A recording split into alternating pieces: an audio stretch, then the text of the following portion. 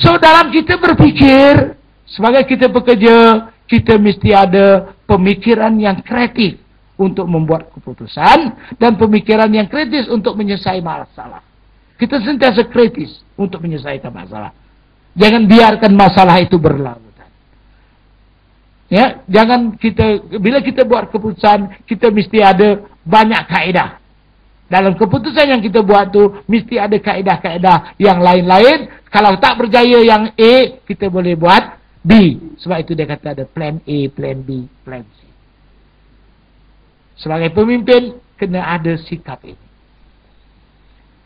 Jadi tuan-tuan dan puan, karena dalam kita berorganisasi, yang pentingnya adalah sikap, attitude kita. Tak ada lain. Kalau kita nak jadi apa pun, attitude kita.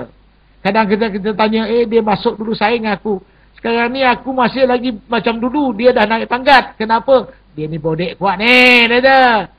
Kita membuat satu anggapan yang negatif. Tapi mungkin dia adalah pekerja yang betul-betul berdedikasi. Yang kita tak sedar itu. So, jangan rasa kecewa apabila orang lain capai ke depan. Mungkin bukan rezeki kita. Dan kita kena tanya diri kita, apakah kita telah buat yang terbaik untuk kita capai ke tahap itu.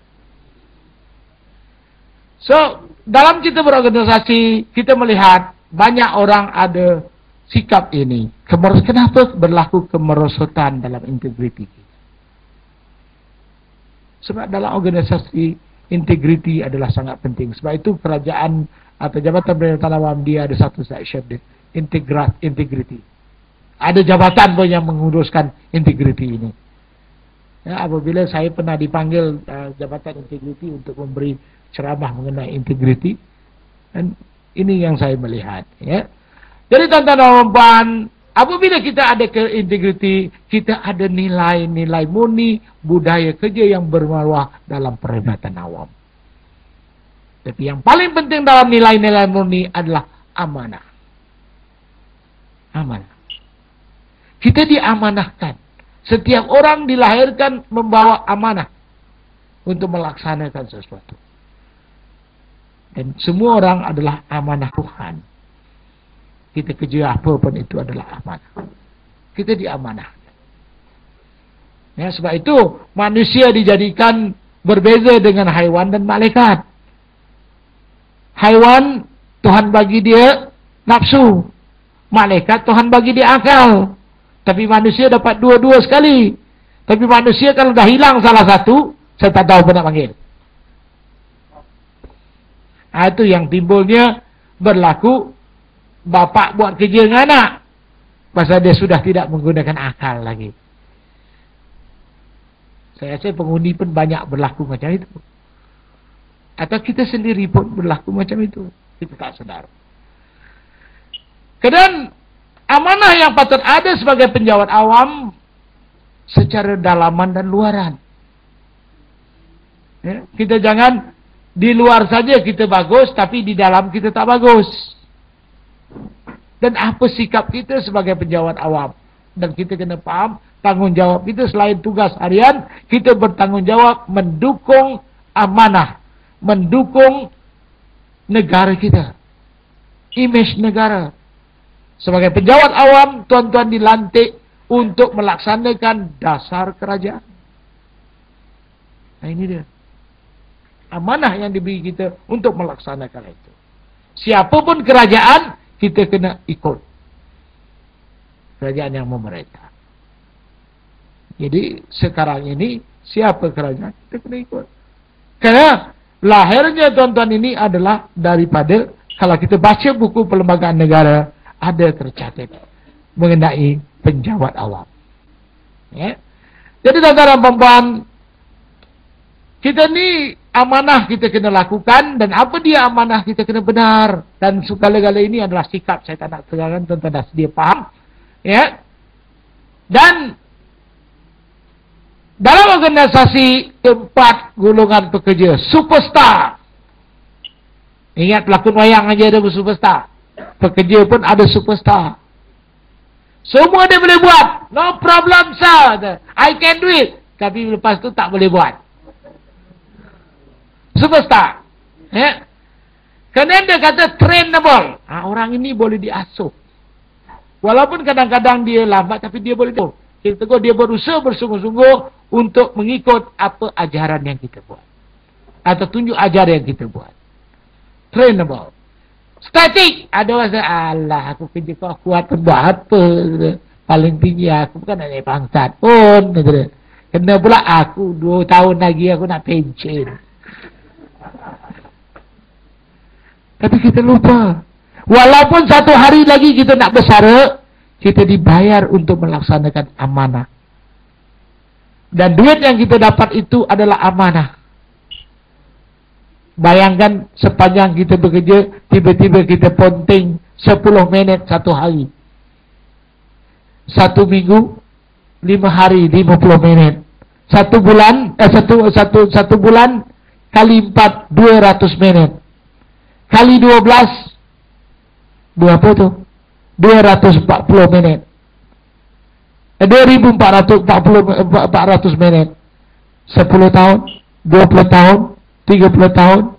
Lepas tu duit yang kita dapat itu, kita pergi bersedekah kat orang. Kita pergi haji, buat kenduri. Di mana letaknya iman kita?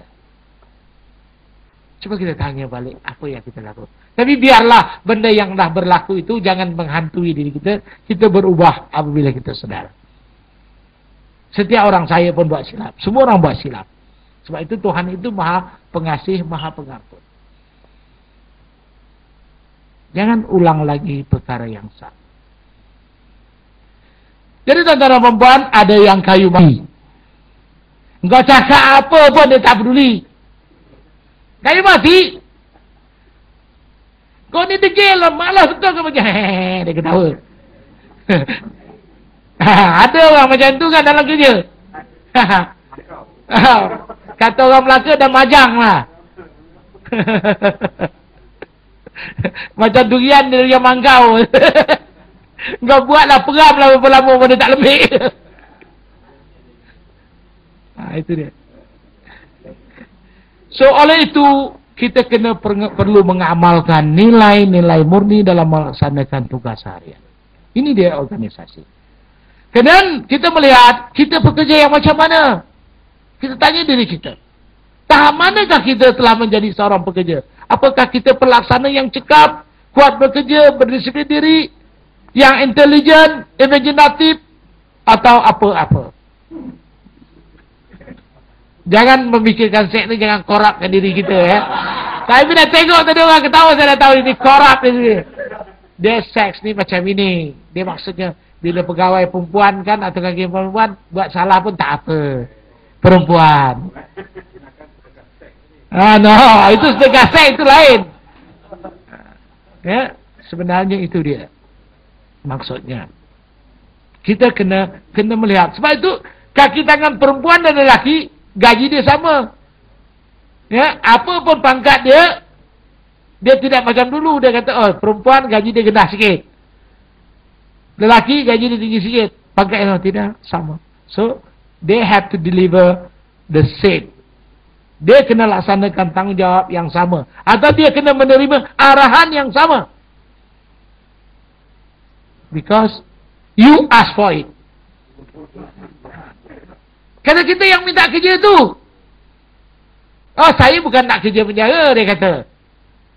Saya dah kerja, tak ada kerja lain, saya kerja. Bila you dah menerima itu, maknanya you telah menerima amanah. Kalau you dah menerima amanah, you kena beranjak. Anjakkan diri you dalam organisasi yang kita duduk sekarang. Dan kita kena laku segala amanah yang diberi pada kita. Ini penting. Walaupun dulu kita tak suka kerja tu. Tapi itu adalah amanah. Jadi dalam pengurusan organisasi perkhidmatan, para pekerja bekerja sama ini telah saya sebutkan tadi. Ya, dalam pendapatan John D. Miller pun macam itu. Ya. Kadang-kadang oleh kerana ada politicking, ya, kadang-kadang bila banyak anak kucing, banyaklah politicking tu. Dia tengok bos, kata. Dia bawa petang-petang, dia bawa buah duku, dia tangkap